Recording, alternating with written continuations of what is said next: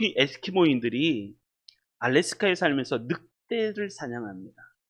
아주 이것은 유튜브나 인터넷에도 보면 이런 이야기들이 참 많이 나오는데 참 귀감이 되고 참 교훈이 되는 이야기가 아닐 수가 없습니다. 알래스카에서 에스키모인들이 어떻게 늑대를 사냥하는가라는 거죠. 늑대를 사냥할 때 이렇게 사냥한다고 합니다. 날카로운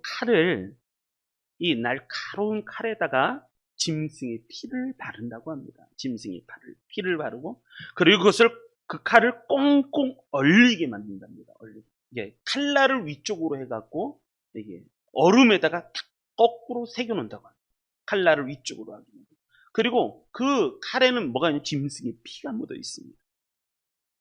그리고 한밤이 되면 바람이 불고 또 비가 내리고 눈이 내리고 그러면 이 칼이 어떻게 되냐면 아이스바가 됩니다. 아이스바가 된다고 합니다. 그리고 그 칼을 늑대들이 지나가는 길목에다 이렇게 꽂아놓고 있으면, 칼날을 위쪽으로 해갖고 이렇게 꽂아놓고 있으면 늑대들이 피냄새를 맡는다고 합니다. 피냄새를 맡고 이 칼 쪽으로 모인다고 합니다. 늑대들은 짐승의 피가 발라진 이 아이스바 이 칼을 핥아먹기 시작을 합니다. 핥아먹다가 나중에는 그 피의 맛에 도취되어서 그 아이스바가 된 그 칼을 아작아작 깨물어 먹기 시작을 한다고 합니다. 그런데 하도 이것을 빨고 깨물어 먹다 보니까 뭐가 있냐면 이 칼이라는 걸 모르는 거예요. 그러면서 자기의 혀가 이 칼에 베이는 것도 모르는 상태에서 피를 흘려가면서 그것을 계속 빨고 깨물고 그런다고 합니다. 그러다가 결국은 피를 많이 흘린 늑대는 하얀 눈밭에 쓰러져 동사하고 맙니다. 에스키모인들이 그 다음날 가보면 그 죽은 그 늑대를 들고 그리고 자기 집으로 돌아온다고 말을 합니다. 그러니까 어리석은 늑대는 에스키모인들이 던져놓은 달콤한 이 피의 유혹에 걸려들어서 졸지에 생명을 잃게 된다라는 얘기입니다. 늑대들이 이 칼날을 피하지를 못하는 거예요.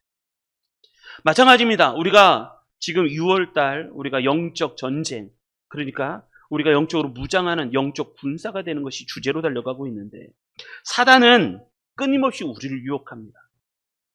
감춰진 달콤한 칼날 속에 있는 피 묻은 아이스바, 그렇게 우리를 유혹합니다. 그 유혹에 빠지게 되면 어리석은 늑대처럼 자기도 모르는 사이에 다 그 쾌락에 도취되어서 나중에는 사망에 이를 수밖에 없다라고 말하는 거죠.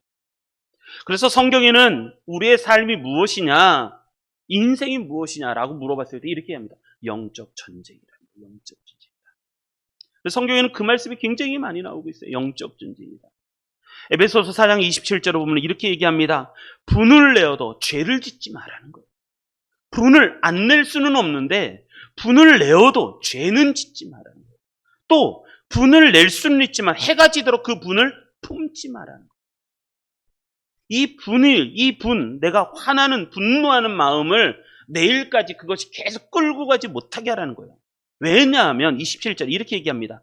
마귀에게 틈을 주기 때문에 그래요. 마귀에게 틈을 준다. 야고보서 4장 7절에도 이렇게 얘기합니다. 그런즉 너희는 하나님께 복종할지어다. 마귀를 대적하라. 그리하면 너희를 피하리라. 마귀를 대적하라. 그러기 위해서는 하나님께 복종하라는 거예요. 그리고 또 얘기합니다. 베드로전서 5장 8절에도 얘기합니다. 근신하라, 깨어라. 너희 대적 마귀가 우는 사자같이 두루 다니며 삼킬 자를 찾는다라는 말씀입니다. 바울도 야고보도 베드로도 계속해서 반복해서 하는 얘기가 뭐냐면 이 마귀가 지금 우리의 인생이 무엇이냐, 영적인 싸움이라는 거예요. 영적인 싸움. 그렇기 때문에 정신을 차리라는 거예요. 정신을 차리라. 근신하라, 깨어라. 너희 대적 마귀가 우는 사자같이 두루 다니며 삼킬 자를 찾아다니고 있다는 거죠. 할렐루야. 잘 승리하시기 바랍니다. 그래서 뭘 해야 되느냐? 전신갑주를 입으라는 거예요. 하나님의 전신갑주를 입으라라는 말씀입니다. 자, 우리 10절부터 13절 말씀 한번 볼까요?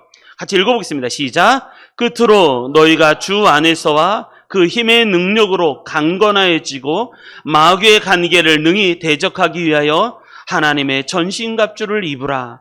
우리의 씨름은 혈과 육을 상대하는 것이 아니요 통치자들과 권세들과 이 어둠의 세상 주관자들과 하늘에 있는 악의 영들을 상대함이라.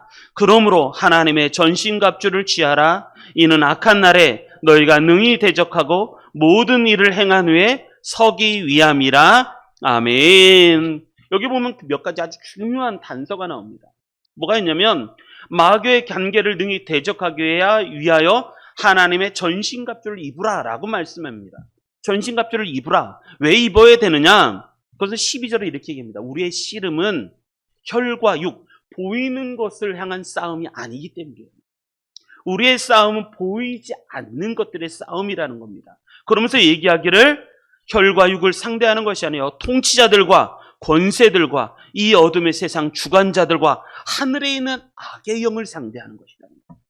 여러분, 사단이 머리가 기가 막힙니다. 능력도 엄청 셉니다. 우리가 싸워야 할 대상은 어둠의 영이에요. 어둠의 영. 하늘에 있는 악의 영들입니다. 그러기 위해서 우리는 전신갑주로 무장을 할 수 있어야 된다는 거죠. 그러면서 또 13절 이렇게 얘기합니다. 그러므로 하나님의 전신갑주를 취하라. 왜냐하면 뭐가 오고 있냐면 악한 날이 오고 있어요. 악한 날이. 내 의도와 상관없이 나를 괴롭히고 나를 핍박하고 나를 시험하고 나를 넘어지게 만드는 악한 시대가 오고 있어요. 그래서 이것을 대적하기 위하여 또 모든 일을 행한 후에 능히 서서 있기 위해, 서기 위해서 우리는 뭐래? 전신갑주를 입어야 된다라고 말을 합니다. 전신갑주를 잘 입으시길 바랍니다. 왜 입어야 되느냐? 두 가지 때문에 그래요. 보이지 않는 적이 있어요. 보이지 않는 적. 두 번째, 악한 날이 찾아오고 있어요. 지금 평안하십니까? 그러나 전신갑주로 무장하십시오. 왜? 악한 날이 찾아오고 있어요. 반드시 사단은 우리를 넘어뜨리기 위해서 이 흔드는 세상 속에서 우리를 넘어뜨리기 위해서 악한 날에 우리를 대적하려고 합니다. 그래서 우리는 영적으로 무장할 수 있어요. 여러분, 전신갑주 잘 아십니까? 전신갑주 순서 외우십니까? 자, 지금부터 가르쳐 줄 테니까 외우시기 바랍니다. 오늘은 요거 외우는 거, 요거 잘 외우셔야 됩니다. 할렐루야! 아이, 또 목사님 외우라고 한다. 그러지 마시고, 아이, 또 목사님, 또 머리 쓰라고 하시네. 자, 그래도 잘 외워보시길 바랍니다. 자, 첫 번째, 그런즉 서서 진리의 허리띠를 띠고. 첫 번째 하는 거, 자, 한번 따라하겠습니다. 진리의 허리띠를 띠고, 자, 저처럼 하십시오. 진리의 허리띠를 띠고, 두 번째, 의의 호신경을 붙이고, 자, 세 번째, 평안의 복음의 신을 신고, 허리띠, 그 다음에 가슴팍에 있는 흉배, 의의 호신경, 세 번째는 신발이에요. 신발, 복음으로 신발을 신고, 왼손, 머리, 오른손이에요. 믿음의 방패를 갖고, 소망의 투구를 쓰고, 말씀의 검을 갖고, 할렐루야. 잘 따라하고 계시는 거죠? 그 중에 첫 번째 게 뭐냐라는 거예요. 첫 번째. 첫 번째는 진리의 허리띠를 띠라는 거예요. 진리의 허리띠를 띠라. 이게 처음 시작입니다. 왜 전신갑주를 취할 때 가장 먼저 진리의 허리띠를 띠라는가? 왜 바울은 성경의 말씀, 하나님은 왜 진리의 허리띠를 띠라고 말씀하셨는가라는 거예요. 오늘 그 말씀을 갖고 은혜 받기를 원합니다. 두 가지를 아시면 됩니다. 두 가지. 오늘 말씀의 핵심은 두 가지 하십니다. 첫째, 한번 따라하겠습니다. 진리를 알아야 됩니다. 진리. 두 번째, 진실. 요 두 가지 알면 됩니다. 두 가지. 진리의 허리띠를 띠라는 건 도대체 무슨 말인가? 첫 번째 말씀이 그 말씀입니다. 진리로 내 허리에 띠를 떼어야 된다라고 말씀합니다. 자, 이것은 뭐냐면 첫 번째가 그것입니다. 하나님으로 내 허리로 영적으로 무장을 합니다. 하나님을 붙잡아야 흔들리는 세상 속에서 흔들리지 않는 인생을 살아간다는 거예요. 왜냐하면 로마 군인이 입은 갑옷들, 그것은 나풀나풀거려요. 그런데 이것을 나풀나풀거리는 것을 딱 고정해 주는 것은 허리띠입니다. 허리띠가 없으면 옷이 내려가거나 자기 맘대로 행동이 안 돼요. 그래서 우리가 진리의 허리띠로 무장하지 않으면 내가 계속 이 옷이 흔들리는 거예요. 뿐만 아니라 전쟁에 나갔을 때 누가 내 옷을 잡으면 유도에서 마찬가지 옷을 안 잡히려고 애를 쓰잖아요. 누가 이 옷을 잡히면 목숨이 위험합니다. 그래서 이 옷을 묶어주는 거예요. 흔들리지 않게끔 이 옷을 묶어주는 거예요. 그게 진리의 허리띠. 그리고 진리의 허리띠를 띠면 뭐가 있냐면 행동이 민첩해져. 허리에 마클이 없이, 허리에 띠를 띠는 것 없이 다니려고 하면요, 계속 옷 내려가고 렁치렁 걸리고 그럼 힘들어지는 거예요. 그래서 뭐가 있냐면 내가 재빠르게 행동하기 위해서는, 민첩하게 행동하기 위해서는 뭐가 있냐면 진리의 허리띠를 떼야 돼요. 이것은 하나님을 붙잡으라는 거예요. 하나님. 진리는 하나님이시기 때문에 그래요. 하나님이시기 때문에. 사단은, 한마디로 얘기하면 사단은 누구냐라고 말했을 때, 사단은요, 거짓으로 무장한 존재. 그게 사단. 사단은 달콤한 유혹으로 우리를 유혹합니다. 예전에 아담과 하와를 무너뜨리기 위해서 사단이 이야기한 것처럼 선악과를 먹어라. 여러분, 지금도 선악과 먹는 사람이 얼마나 많은지 아십니까? 선악과를 먹는 거예요. 선악과를 먹어라. 먹는 날에 넌 눈이 밝아져서 너가 하나님처럼 될 거야. 이게 거짓의 영이에요. 왜 진리의 허리띠를 띠라, 왜 진리의 허리띠를 차라고 말하냐면, 사단은요, 거짓의 영입니다. 사단은요, 거짓말하는데 아주 능수능란합니다. 그런데 사단을 이기는 방법이 하나가 있어요. 그건 뭐냐면 진리예요. 진리로 허리띠를 띨 때, 그때 거짓을 이기는 방법은 진리예요. 진리로 이기게 되어 있습니다. 그래서 진리라고 하는 것은 이 한자로 보더라도 그렇습니다. 이게 참 진짜잖아요. 참진. 이게 변하지 않을 진짜. 이게 참진, 참되다라는 이 참진이라는 거는 변하지 않는 것을 얘기해요. 진리는 변하지 않습니다. 할렐루야. 변하는 것은 진리가 아니에요. 어제나 오늘이나 내일이나 영원토록 동일한 거, 그게 진리예요. 진리. 그리고 이 리자가, 이게 이치리자이기도 한데, 이 한자의 의미가 뭐냐, 이 이자가 참 재미있는, 이게 다스릴 리자예요. 다스릴 리. 그러니까 참된 변하지 않는 진리, 이 이치로 나의 삶을 다스려라는 거예요. 다스려. 변하지 않는 참된 것으로 하여금 나를 다스리게 하라. 그래서 이거를 진리다라고 말해요. 진리다. 세상에는 계속 다 변해요. 나도 변해요. 나이를 자꾸 먹어가고 자꾸 늙어가고, 세상도 변하고 자식도 변하고 사람의 마음도 변하고 다 변해요. 그런데 진리는 변하지 않아요. 그러니까 힘든 거예요. 세상은 자꾸 변해가니까 나도 자꾸 흔들리는 거예요. 그렇게 변하고 자꾸 흔들리는 세상 속에서 내가 이 싸움을 싸워서 이기려면 변하지 않는 진리를 갖고 있어요.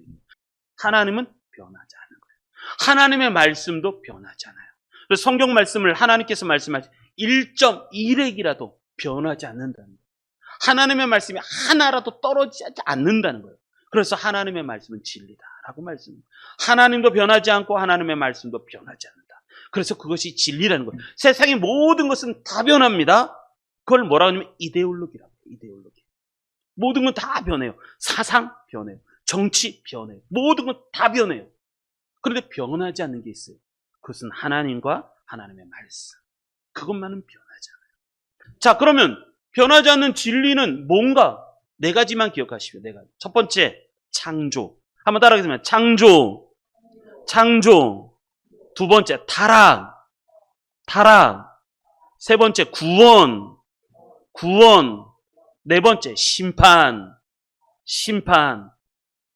성경의 말씀을 딱 네 가지로 얘기하라 그러면 이 네 가지예요. 첫 번째, 창조. 하나님은 창조하셨다는 건 뭐냐면, 하나님은 변함없는 영원한 세계를 만드신 거예요. 아담을 만드시고, 그리고 에덴 동산을 만드셨을 때 이거는 한계가 없었어요. 영원한 것이었어요. 영원한 것. 근데 세상은 얘기하죠. 하나님이 천지를 창조했다고? 아니야. 스티븐 호킹 박사가 얘기했잖아. 빅뱅 이론이 어느 날 먼지가 폭발을 해갖고 저 우주가 생기고 수없이 많은 시간이 지나고 세월이 흘러가서 지금의 인간이 만들어진 거야 라고 진화론을 이야기합니다. 근데 이게 되게 우스운 얘기예요. 제가 여러 번 얘기했지만 컵이 있습니다. 이 컵이, 여러분, 이건 누구도 안 만들었어요. 이거는 오랜 시간 동안 바람과 또 물과 여러 가지 풍화작용에 의해서, 그래서 이건 저절로 이렇게 예쁘게 만들어졌다는 거예요. 이렇게 말하면 이걸 누가 믿습니까? 야, 장난하지 마. 누가 만들었으니 컵이 여기 있는 거지. 이 컵을, 야, 이게 우연히 생겼다고? 세상 사람들이 이렇게 말하면요, 웃어요. 그런데 천지를 창조하셨다는 얘기를 듣잖아요? 그럼 그건 안 믿어요. 여기 리모컨이 있습니다. 이걸 끄면은 이게 텔레비전이 꺼져요. 근데 이게 우연히 만들어졌다는 거예요, 우연히. 바람과 또 파도와 풍화작용과 수없이 많은 시간을 거쳐서 이게 우연. 이렇게 말하면 세상 사람들 웃어요. 아니, 이거 누가 만들었지. 이거 어디 거야. 어디에서 만들었네. 그러니까 이게 있는 거지. 근데 천지를 창조하셨다는 건 압니다. 여러분, 하나님의 천지를 창조하셨다는 건 진리입니다, 진리. 그런데 이거를 세상이 믿질 않아요. 여러분, 신앙의 첫 번째 우리가 깨달아야 되는 것은 하나님이 천지를 창조하셨다는 거죠. 그런데 두 번째 우리가 알아야 되는 건, 그런데 인간이 선악과를 먹으면서 타락했다는 걸 알아야 돼요. 그래서 모든 사람들은 다 지금 죄 가운데 있다. 인정하든 인정하지 않든 우리가 죄 가운데 있어요. 그걸 어떻게 하는 거냐면, 예수를 믿지 않는 사람들은 뭐가 있냐면 양심이라는 게 있어요. 양심. 우리가 선을 행하면요, 내가 잘했다. 흐뭇해요. 아유, 오늘 정한이 잘했네. 오늘 선을 행하면 내가 스스로 기뻐요. 그런데 누군가가 나쁜 짓을 하잖아요. 누군가 탁 들이받고 도망갔어요. 이 나쁜 놈! 그런단 말이에요. 왜냐하면 내 안에 양심이라는 게 있어요. 양심. 인간이 죄라는 것을 깨닫는단 말이에요. 아, 저건 잘못됐네. 아, 이것은 잘한 거네. 라는 것을 깨닫게 된단 말이에요. 그래서 모두가 다 인간은 아, 죄인이구나 라는 것을 깨닫게 되는 거예요. 이것을 뭐냐면 타락이라고 해요. 타락. 그 죄인은 반드시 심판을 받게 돼요. 선악과를 먹으면 네가 반드시 죽게 되리라. 여러분, 인간은 죽어요. 죽음 다음에 뭐가 기다리고 있냐면 심판이 기다리고 있어요. 한 번 죽는 것은 정한 이치라는 거예요. 그런데 그 다음에는 심판이 기다리고 있어요. 우리는 잘 살아야 돼요. 예수 믿는 사람들은 잘 살아야 돼요. 잘 살아야 된다는 건 뭐냐면 바르게 살아야 된다는 거예요. 왜? 심판이 기다리고 있어요. 인간에게는 다 죄인이라는 거예요. 나도 스스로 느껴요. 뭐가 아니면 거짓말을 나쁘다는 걸 알아요. 그런데 거짓말을 해요. 잘못된 걸 알아요. 그래, 잘못된 것을 저질러요. 왜? 인간이 타락했다는 거예요. 알기 때문에. 세 번째, 구원이에요, 구원. 인간은 스스로 구원할 수가 없어서, 뭘 했냐면 스스로 구원할 수 없어서 하나님께서 우리로 하여금 예수님을 보내주셔서 우리로 하여금 구원 얻을 수 있는 기회를 주셨어요. 우리는요, 비행기를 타면 비행기 조종사를 신뢰합니다. 수술을 받을 때는 의사를 신뢰하죠. 법정에 섰을 때는 변호를 하는 변호사를 신뢰합니다. 택시를 타면요, 택시 운전사를 신뢰하죠. 왜냐하면 택시 운전사가 나를 어디 갔다가 어떻게 들이받을지 어떻게 알아요. 그런데 택시를 가만히 타는 이유는 택시가 나를 안전한 곳에 데려줄 것이라는 아주 근본적인 내 안에 믿음이 있기 때문에 그래요. 여러분, 식당에 갔을 때 밥을 먹을 때마다 은수저 갖다가 놓고 이 안에 독이 들었나 하나요? 돈 주고 밥 잘 먹잖아요. 순대국밥 아주 맛있게 먹잖아요. 왜? 그 사람이 여기에 독을 뿌리지 않을 거라는 믿음이 있어요. 믿음이 없으니까 맨날 은수저 집어넣는 거 아니에요. 누가 나를 언제 죽일지 모르니까. 근데 이 모든 것에 대한 아주 근본적인 건 뭐냐면 믿는 자에게 하나님이 구원을 주신다. 그래서 우리 안에 회복을 주신 거예요. 신앙이라는 말이 아십니까? 신앙? 우리가 신앙생활 한다는 거잖아요. 이 신앙이라는 한자의 의미가 참 재밌습니다. 첫 번째가 이게 믿을 신이에요. 믿을 신. 사람이 말하는 것을 믿는 거예요. 믿을 신. 그리고 이 두 번째 앙자가, 이 앙자가 뭐냐면 이게 따르랑자예요. 따르랑. 내가 믿고 따라가는. 그걸 신앙이라고 해요. 신앙. 여러분, 변한 세상 속에서 변하지 않는 하나님의 말씀을 믿고 따라가는 것, 그것을 신앙이라고 합니다. 신앙. 여러분, 그러나 우리는 생각해야 됩니다. 하나님은 변하지 않으시는 것이고, 하나님은 변하지 않으시, 하나님의 말씀도 변하지 않아요. 그러나 하나님 전지를 창조하시고 타락한 인간들을 구원하기 위해 예수 그리스도를 보내주시고, 그러나 이것이 다 끝이 아니라 나중에 종말이실 때 우리는 반드시 심판이라는 시간을 겪게 될 거예요. 천국에 올라갔는데 성도님들 아무만 눈 씻고 찾아봐도 없으면 어떡해요? 두려움이에요. 존 뉴턴이 그렇게 얘기하죠. 천국에 올라가면 나는 이제 천국으로 올라간다. 근데 천국에 올라가면 나는 크게 세 번 놀랄 것이다. 첫 번째, 꼭 있어야 할 사람. 저 사람 천국에 반드시 있을 거야. 그 사람이 천국에 없는 것을 보고 놀랄 것이고, 저 사람이 천국에 반드시 있을 건데 근데 천국에 가봤더니 그 사람이 없는 것을 보고 놀라. 두 번째, 저놈은 천국 갈 수 없어 하는 그 사람이 천국에 와 있는 것을 보고 놀랄 것이고, 세 번째, 나 같은 죄인이 하나님의 나라 천국에 와 있는 것을 보고 놀랄 것이다. 존 뉴턴이 그런 고백을 하잖아. 나는 이제 하나님의 나라 간다. 심판이 다가오고 있습니다. 심판. 마지막에는 심판이 올 거예요. 이것이 기독교의 핵심 4가지 진리입니다. 하나님의 말씀에 대한 진리. 이것으로 내 허리를 띠라는 거예요. 안 그러면요, 이데올로기에 빠져요. 시대가 막 흘러가고 있는 문화, 모든 것은 다 지나가요. 철학도, 사상도, 모든 것 다 흘러가게 되어 있어요. 그런데 변하지 않는 진리는 영원한 거예요. 영원한. 여러분, 그 진리로 허리를 띠시기를 바랍니다. 이러지 않으면요, 세상의 문화에, 세상의 분위기에, 세상의 이 떠내려가는 이 세대의 영향력 속에 확 휩쓸려가 버립니다. 이것을 거슬러 올라갈 수 있는 생명력이 있어요. 두 번째 의미는, 이 진리라고 말하는 것은 또 무슨 의미냐? 진실, 정직을 의미합니다. 우리가 살아갈 때 우리가 진리를 믿는다면 어떻게 살아가야 될 것인가? 정직하고 진실하게 살아가라 라는 거예요. 사단은요, 거짓의 대가예요. 거짓의 아비죠. 근데 이 사단, 거짓을 이기는 비결은요, 진실하게 살아가요. 정직하게 살아가요. 왜 정직이 중요한가? 진실이라는 게 중요한가? 하나님의 중요한 평가 기준이기 때문에 그렇습니다. 열왕기상에 보면 이런 말씀이 있습니다. 다윗에 대해서 하나님의 평가할 때 이렇게 얘기합니다. 이는 다윗이 햇사람 우리아의 일 외에는 평생에, 저는 이 말씀이 참 좋아요. 평생에 여호와 보시기에 정직하게 행하고. 다윗은 어떻게 살아갔는가? 평생 하나님 앞에 살아갈 때 정직하게 살아갔다. 정직. 자기의 명령하신 모든 일을 어기지 아니하였습니다. 그러니까 하나님을 볼 때 평가 기준은요, 네가 잘했냐 못했느냐가 아니라니까요. 네가 얼마만큼 진실하게 살아갔는가, 정직하게 살아갔는가라는 거예요. 또 얘기합니다. 15장 11절, 열왕기상 15장 11절에 얘기합니다. 그 다음 아사 왕에 대한 얘기할 때도 아사가 그의 조상 다윗과 같이 여호와 보시기에 정직하게 행하여. 그러니까 선한 왕인가 악한 왕인가를 말할 때 선한 왕의 기준이 뭔지 아십니까? 하나님 앞에 정직하고 진실하게 살아갔는가. 그것이 하나님의 평가 기준이었어요. 또 역대 하에 보면 히스기야 왕을 평가할 때 하나님이 이렇게 평가합니다. 히스기야가 그의 조상 다윗의 모든 행실과 같이 여호와 보시기에 정직하게 행하여. 이 사람이 선한 왕인지 무엇으로 하는가? 하나님 앞에 진실하게 정직하게 살아가고 있는가? 그걸로 평가한다는 거예요.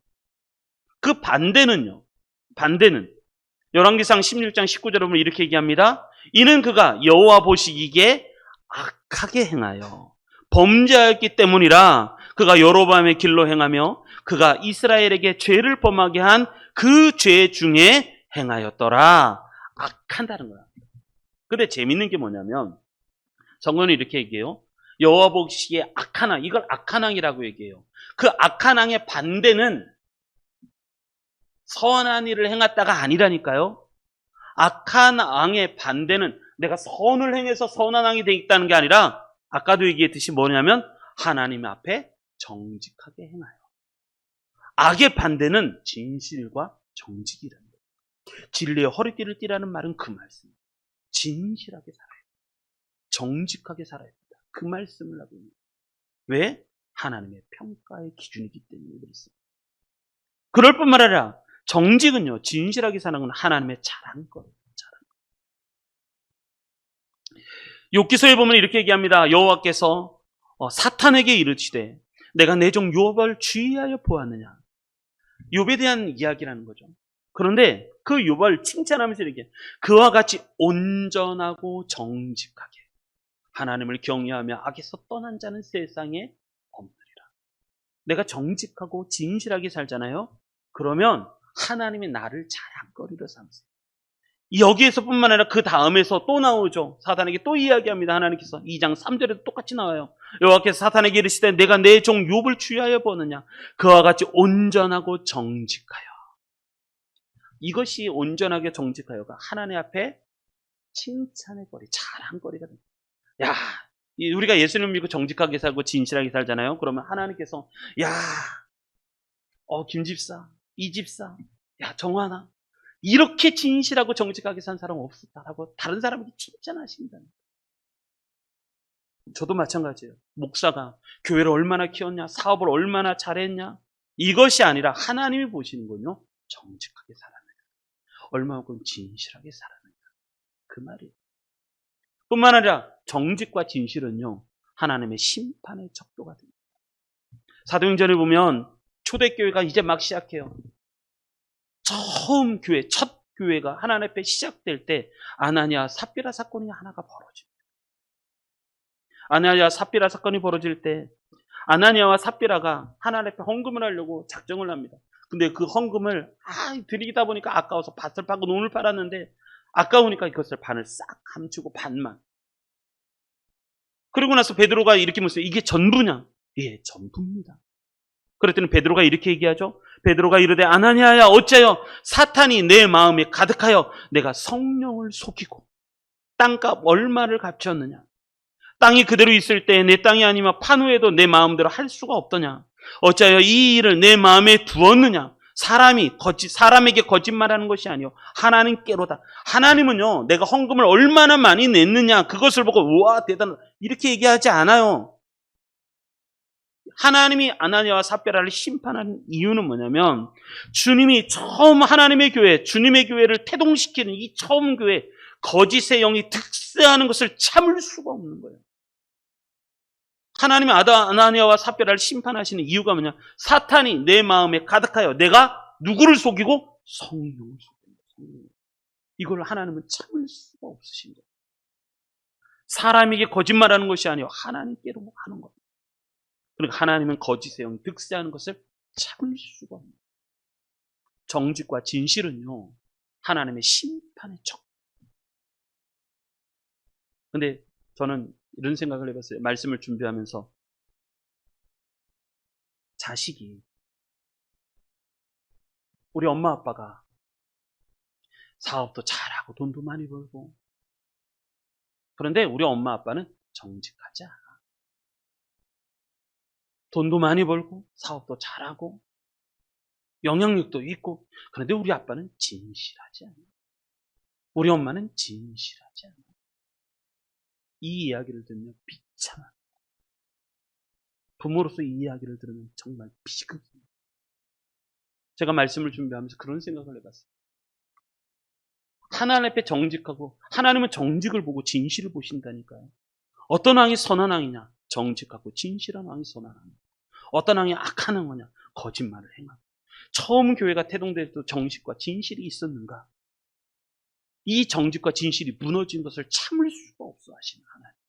그런데 이 말씀을 이렇게 해도 잘 안 왔다라는 거예요. 그런데 내 자식이 보기에 우리 아빠는 돈도 많이 벌고 또 다른 것도 다 하는데 우리 아빠는 진실하지 않아. 우리 엄마는 진실하지 않아. 그런 이야기를 들으면 어떨 것 같습니까? 다른 건 다 하는데 정직하지 않아. 그럼 비극, 비참합니다. 제 아들 보기에도 저도 그런 생각이 듭니다. 우리 아들 보기에 내가 정직해야지. 우리 아빠는 진실하셔. 우리 아빠는 정직하신 분이야. 이 얘기를 내가 들을 수 있는 아버지가 돼야지. 목사인데, 아유, 우리 목사님 진실하지가 않아. 그러면 그 교회가 어떻게 되겠어요? 그건 비극이에요. 그러니까 제가 하나님 앞에 진실하게 살려고 더 몸부림칩니다. 하나님은요, 내가 얼마만큼 하나님 앞에 진실한가? 하나님 앞에 내가 얼마만큼 정직한가? 그걸 보신다니까요. 그래서 우리로 하여금 어떻게 살기를 원하냐면 진리의 허리띠를 차라는 거예요. 이게 첫 번째예요. 전신갑주를 말씀할 때 첫 번째. 하나님을 향해서는 하나님의 진리이신 하나님을 믿으라는 거예요. 진리이신 하나님을 믿고 변함없이 영원하신 진리의 말씀을 믿으라는 거예요. 창조, 타락, 구원, 그리고 심판. 이 말씀, 이거 절대 믿으라는 거예요. 이건 진리라는 거지. 그것을 허리에 띠고 이데올로기, 지나가는 세상의 문화, 모든 사상 다 지나간다니까요. 근데 진리만은 변하지 않아요. 그걸 믿으라는 거예요. 두 번째, 진리에 허리띠라는 차라는 두 번째 말씀은 우리가 정직하고 진실하게 살아가라. 자식이 보기에 우리 엄마 아빠는 진실하신 분이셔. 우리 아빠는 거짓이 없으신 분이셔. 이 말을 들을 때 이것이 가장 큰 칭찬인 줄 믿습니다. 우리 그래야 되지 않을까? 우리 그렇게 살아라. 하나님이 보기에도 정직하고 진실하게 진리를 믿고, 두 번째, 사람들을 보고 살아갈 때도 거짓과 또 속임수에 능하지 않고 정직하고 진실하게 그렇게 살아가라. 이게 진리의 허리띠를 띠고 살아가라. 우리는 이렇게 살아가야 될 줄 믿습니다. 그래서 다윗이 그렇게 얘기를 합니다. 다윗이 시편 51편 10절에 하나님이여 내 속에 정한 마음을 창조하여 주십시오. 내 안에 정직한 영을 새롭게 하여 주십시오. 다윗 왕이 얼마나 믿음의 깊이가 있었냐면, 영성의 깊이가 얼마나 깊었냐면 이 진리를 깨달습니다. 하나님은 내 속에 정한 마음을 창조하여 하나님을 향해서는 진실하게 하시고 진리를 믿고 정한 마음이 흔들리지 말게 하시고 흔들리는 세상 속에서 흔들리지 않는 정직한 이 고든 믿음을 갖게 하시고, 또 두 번째, 내 안에는 정직한 영, 사람들을 향해서는 정직한 영을 새롭게 하여 주시옵소서. 이것이 다윗의 기도였어요. 다윗은 이것을 벌써 이 신앙의 깊이를 깨달은 사람이 다윗이었습니다. 우리에게 어떻게 살아가느냐라고 말하는 것이, 어떻게 살아가야지 진짜 바르게 잘 살아가느냐라고 물어보면, 하나님을 향해서는 진리를 믿고 사람을 향해서는 진실과 정직하고 살아가는, 그게 하나님의 뜻이라는 거죠. 여러분, 이게 전신갑주의 첫 번째 메시지. 자, 우리 잘 승리하시길 바랍니다. 제가 찬송을 이렇게 준비하다가 3번 찬양에 이런 찬양이 있어요. 주여 나를 진실하게 하옵소서. 주여 나를 진실하게, 오늘 하루하루 순간을 주가 주신 힘으로 승리하게 원하네. 주님 나를 진실하게 하옵소서. 저는 이 찬양을 이렇게 말씀을 준비하다가 이렇게 묵상을 하는데 너무 은혜가 되는 거예요. 우리 이 찬양 한번 불러보면서, 부르고 난 후에 두 번째 2절은 주여 정직하게 하소서. 우리 이 2절 우리 찬송하고 우리 기도하는 시간 가지려고 합니다.